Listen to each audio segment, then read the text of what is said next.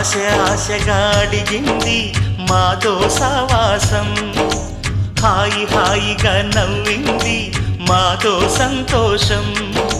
మధురమైన మమకారం మా ఇంటి పేరు అంటే, మనసు మీటు అనురాగం మా మాట తీరు అంటే, బతుకంటే ఎంత బాగుంటుందా అనుకోదా లోకం. ఇటువంటి వింత తను చూసిందా అనుకోదా స్వర్గం. సరే పమాగరే సరే సరే సా. ఆశ ఆశగా అడిగింది మాతో సావాసం, హాయి హాయిగా నవ్వింది మాతో సంతోషం.